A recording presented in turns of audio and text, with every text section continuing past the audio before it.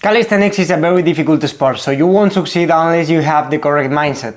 That's what I'm going to be teaching you in this video. Hello, I'm Algecalistenia, known as Algecalistenia on Instagram and YouTube, and I'm a calisthenics trainer and coach who dedicates his life to teach others how to learn calisthenics and build their physique at the same time. Let's dive into it. I will name 6 things you gotta add or change into your mindset to become successful in the long term. Because that's the point number 1. To have a long-term mindset, to enjoy the process and to celebrate the small wins and be proud of them, okay? If you always are thinking on the next thing you want to achieve, you will never taste the small wins. That day that you get 10 seconds handstand instead of getting 8, do 1 more handstand push-up on the wall, you unlock the mental press to handstands. Those small wins, you have to give them value and you have to enjoy that process, because calisthenics, if you really love calisthenics, you will be practicing hopefully for the rest of your life. If not, for 5-10 years. For me, it will be the rest of my life, because I think it's the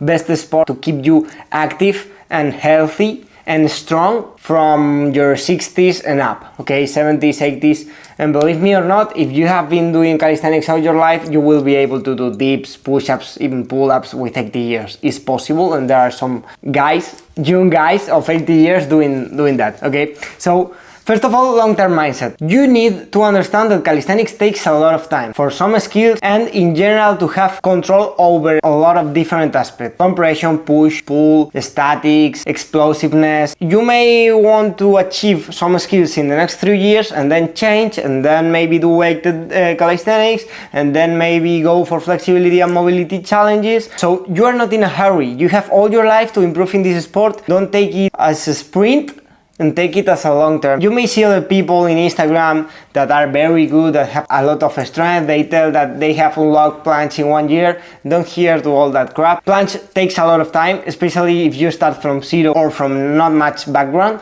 So don't think that those things you see on social media are true, and also don't apply that to you, because maybe you have 1,000 different conditions in your life that will make your journey different to that person you're seeing on Instagram or TikTok, I don't know. So you only have to compare to yourself yesterday. Stop looking to be like those guys. You can use them as a motivation. Yes, of course, a lot of people use me as a motivation. You can check on my Instagram the things I do and maybe get motivated by me. But if you try to achieve all that as soon as possible and you get obsessed with that, obsessed in the bad term, when you fail, you will get very stressed out and you will feel very frustrated. So let's go to the next point. Dealing with failure and frustration. Failure is going to happen. You have to fail a lot of times in order to become good in calisthenics. For handstand, for one handstand, for a lot of skills you have to fail to experience how it feels to fail, and also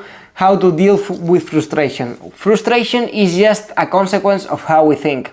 And it's normal, sometimes our thoughts are not the best thoughts. That leads us to frustration. And once you feel frustration, you only can do one thing to overcome that, and is accepting your current situation, your current level. Accept that you are not perfect, you can fail, that maybe it takes longer than you thought, and you have to accept that and keep working. Because that's when a lot of people give up, when they see that, oh, this was not that easy, so I have to keep working for months, maybe years to get to that level. Oh, maybe, you know what, I'm going back to the gym, hypertrophy. No, that's when you gotta push more. You gotta overcome that feeling of frustration. And this leads us again to the third point. You need a good approach on weekdays. Weekdays are going to be there 100%. Normally you have prime days, a few each month. Then you have a lot of normal workouts, and also you have a lot of weekdays. And on these weekdays you need to know how to train, because when you are very weak you cannot keep the same level you had on the prime day or on the normal day. You have to get the intensity of the workout lower. You can keep the volume, but lower the intensity. So if you normally do a straddle planche, that day you are weak, you have to go for 2 advance planche, which is easier, but keep the same volume, the same sets. In case you have an illness, you don't feel good, you have, I don't know, stomach issues, headache, get the volume down and also the intensity down. But you need to have a good approach to weekdays, because that's when normally injuries can happen, when disappointment can happen, because you think, oh, I thought this skill was totally mastered by me. No, it was mastered on good days. On weekdays, you still can't do that. When you advance in calisthenics, you realize that mastering a skill is not only being able to do it on the first set on the workout in a good day, it's also being able to perform that skill on a bad day and on the last set of the workout. That means you've mastered it, like real mastery, not just, oh, I unlock, because the word unlock, it's a bit tricky sometimes, because people tend to, oh, I've unlocked full planche. You see the full planche, bend arms, shaking. Come on, bro. Okay, let's go to the number 4. Unstoppable desire of progress. Obsession. Yes, you gotta be a bit obsessed to be very good if you want to succeed in calisthenics, to get to an elite level, or maybe not elite, but very high level. You need to be obsessed, and you need to think a lot about calisthenics, a lot about how it's going to be your next training, about the feelings you will have, visualize it on your mind, all these things. So not much to say here. Unstoppable desire of progress. 5. Important, very important point. Self-criticism. Control your ego. I speak about this on the last video. If you haven't seen it, please.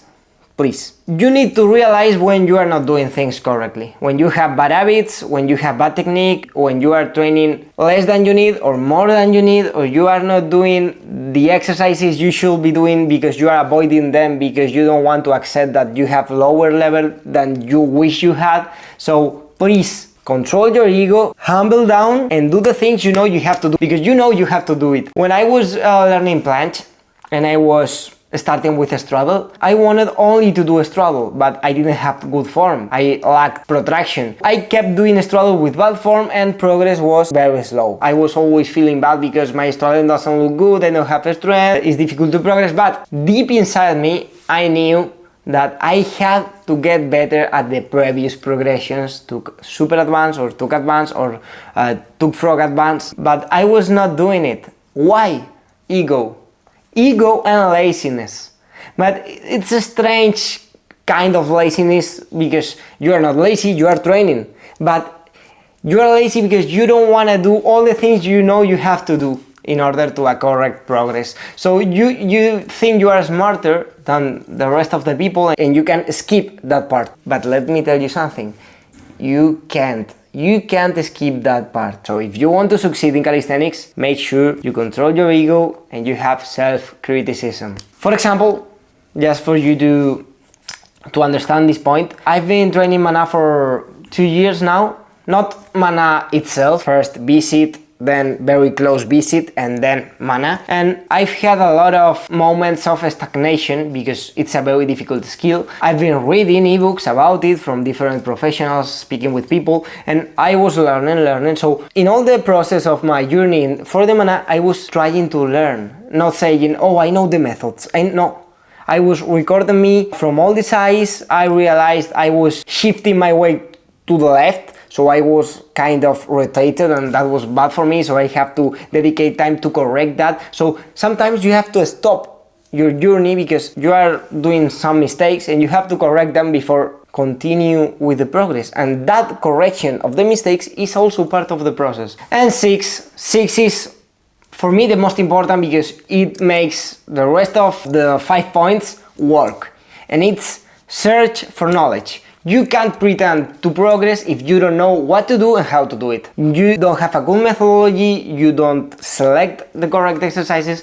you do everything wrong. So it's very important that you search for knowledge. You have different options. You have the free option, which is okay. If you are a teenager, it's okay. If you have 18 years, you have no money, it's okay. Search on YouTube, follow calisthenic influencers like me who give tips, who give information, and try to learn. Also try to speak with people at the calisthenics park or some friends. Try to find a way to gain some information to be able to train correctly. Then you have other options, calisthenic academies. I'm not much into this theme, so I cannot tell you which ones are the best ones, because what I studied was as a personal trainer. trainer, like the complete information about training, about biomechanics, about how muscle growth works, how strength programming works, all this. But especially for calisthenics, what I did was reading all the ebooks of the best athletes. So that's a thing you can do. Go to the profile of the best athletes and buy their ebooks. In my case, I have 3 ebooks, hollow back, handstand and one handstand, but they are not in sale, they are only for my students, because that's the last thing you can do to search for knowledge. The best one, obviously, is the best one because it's the more complete one,